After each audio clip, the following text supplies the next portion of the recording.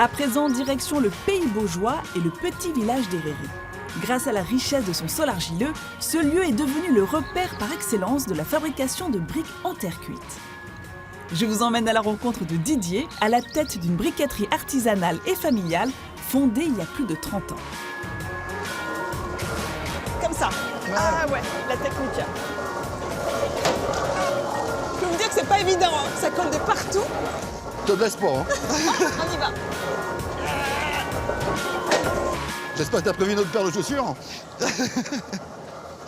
Et on pousse avec la cuisse. Ah oui, la technique de la cuisse, ça j'ai bien compris.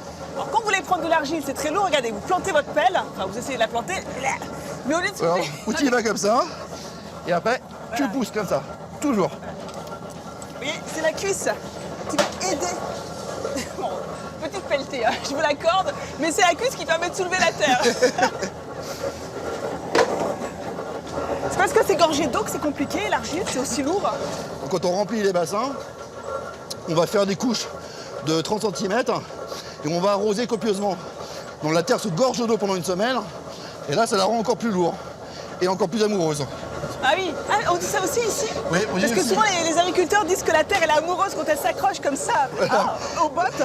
Et ben là, c'est le même principe. Ici, on a une grasse, donc une argile très compacte, et une deuxième argile, elle, qui est beaucoup plus maigre, donc plus sableuse en fait. Là, on voit bien la différence des deux argiles. Donc c'est le mélange de ces deux terres Voilà. qui vont permettre de faire tes carreaux. Voilà. Un sol riche, c'est ce qui a permis le développement de l'activité briquetière dans la région depuis le XVIe siècle. Le secteur a compté jusqu'à 70 sites de production. Aujourd'hui, seuls quelques irréductibles résistent comme Didier. Chez lui, le choix de la matière première se fait selon des critères de rendu esthétique, son activité résidant dans la restauration et la rénovation de bâtiments. Mais la terre cuite est également utilisée dans le secteur de la construction. Dans ce cadre-là, les qualités recherchées dans l'argile sont bien différentes. On cherche des matériaux résistants, à la fois en compression et aussi des argiles, donc de la matière première qui est suffisamment plastique pour pouvoir être façonnée. C'est vraiment les propriétés mécaniques qu'on recherche dans nos argiles. Dans ce contexte, les extractions d'argile se font à grande échelle. L'entreprise d'Yvalin en prélève jusqu'à 250 000 tonnes par an. Or, c'est une matière première épuisable. Ce sont des ressources qui sont surveillées avec attention, autant que d'autres matières premières. Toute extraction demande une autorisation. Donc tous nos volumes sont surveillés et la carrière aussi, dans son exploitation quotidienne, est surveillée et son réaménagement aussi. Une protection du territoire qui permettra la sauvegarde de l'épiderme typique du carreau d'Anjou. Oh! Chez Didier, le travail avance. Nos pelletés ont été passés au lamineur, un broyeur permettant de concasser les minéraux contenus dans l'argile, le quartz et le fer. La terre va ensuite être extrudée. On utilise ce qu'on appelle pour ça une mouleuse. En fait, c'est le même principe qu'une machine à steak haché. C'est exactement la même chose. Sauf que pour le steak haché, au bout, tu mets une grille. Et ben nous, on met ce qu'on appelle une filière qui va nous donner l'épaisseur et la largeur de la bande de terre, qui passe sur ce qu'on appelle un coupeur à balancier. On va arriver à différentes distances en fonction de la plaque que l'on veut obtenir. Parce qu'attention, ici, on parle de plaque. On n'est pas encore sur un carreau. Vous en prendrez un, Odile? Oui, oui, bien sûr. Prenez la deuxième. Ouais. Voilà. Donc ça fait son poids. Hein. Oui. Là, on est à 2,8 kg à peu près. Cette plaque qui va sécher? Alors, Non, qui va réessuyer. Elle va s'essorer. D'accord. Elle va s'essorer en fait. C'est comme un essorage. Pour ça, on les met sur des clayettes de sol pendant 2 à 3, 4 jours. Le temps qu'elles soient ni trop dures ni trop molles. Et quand elles sont ni trop dures ni trop molles, à ce moment-là, on les reprend et on va les calibrer avec une presse. Et là, on peut façonner notre carreau. Et là, on va transformer la plaque en carreau. Donc là, Ouais. on fait pour ça, Et donc ça calibre. Hop, attention. On fait une rotation comme ça. On prend son carreau et on ébarbe. Donc on enlève le surplus, puisque là, comme on a calibré la plaque en carreau, il y a un surplus de terre qui remonte en périphérie. On ébarbe à la main et on le dispose sur la chèvre. Donc ça, c'est notre futur carreau. Voilà. Donc en fonction de la forme que l'on veut obtenir, on va changer les moules. Mais il faut savoir que une presse correspond à un modèle. Plus le format va être grand, plus le balancier va être haut et plus le contrepoids va être lourd. Là, ça paraît pas, mais ici, j'ai à peu près 1 tonne d'eau de pression. Donc ça veut dire qu'il ne faut pas y mettre le doigt. Ouais. Tu vas voir, pour bien comprendre comment ça peut presser. La force de la presse. Attention. Ouais, je fais attention. 2 et 3. Hop, voilà. Allez, vas-y. Je le récupère? Tu le récupères. Alors, je pivote un petit peu comme ça. Voilà, toujours. Waouh!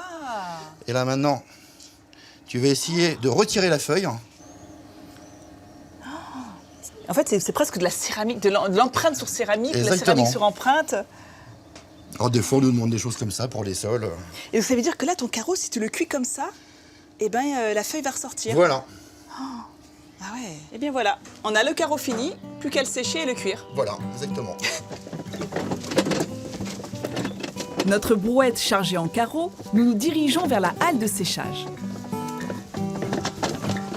C'est marrant parce que la toiture a une forme assez particulière, un peu en chapeau chinois et elle descend extrêmement bas. C'est le bon terme, chapeau chinois, effectivement.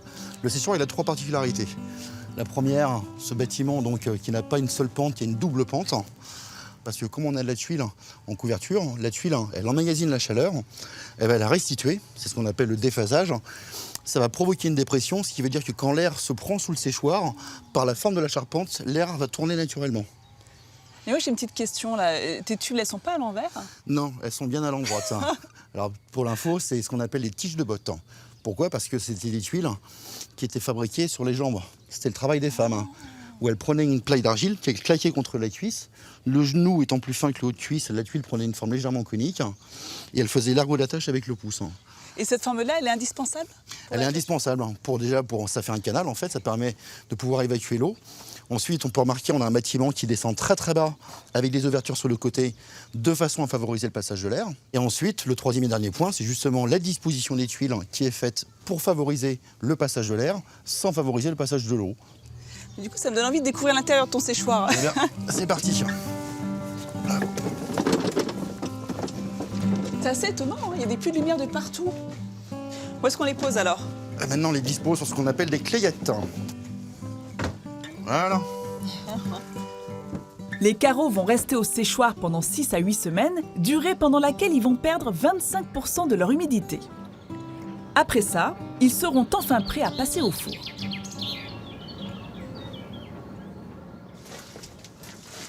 Tu les poses bien à plat.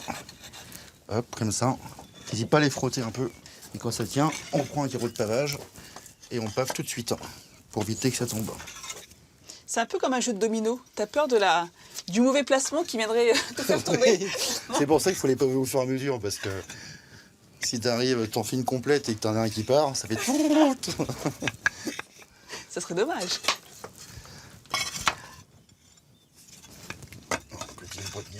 Hop là. Et voilà. On y va? Les briques sont positionnées, il faut maintenant allumer le four. Ah, c'est ici, hein, le foyer du four? Voilà. On dirait un four à pizza. Voilà. Sauf que là, les pizzas vont être bien cuites. C'est vrai? Bon, ça chauffe un peu plus quand même. Là, on est à 1150 à peu près. C'est ce bois que tu vas mettre dedans? Alors ça, ce bois, on va l'utiliser pour ce qu'on appelle le grand feu. Pour le petit feu, on utilise donc ce rondin-là. Je vais me filer un coup de main. Pour le préchauffage? Pour le préchauffage. Tu fais partie de ces rares encore aujourd'hui à utiliser un four à bois. Tout le monde utilise un four à gaz, hein, Alors, pour faut la dire que briqueterie. le four à gaz, ce qui est côté pratique, c'est qu'une fois qu'on est enfourné, on appuie sur le bouton et on va se coucher. Alors que là, la cuisson va durer environ 30 heures et on va se relayer jour et nuit pendant une trentaine d'heures. Quand on compare des carreaux cuits au gaz ou bien cuits au bois, on voit bien que le gaz, c'est uniforme. Il y a plus de nuances dans la cuisson au bois. C'est complètement différent. Parce qu'une cuisson au gaz, on va avoir une température qui est homogène. Donc le fait d'avoir une température homogène fait que les carreaux vont tous cuire de la même façon.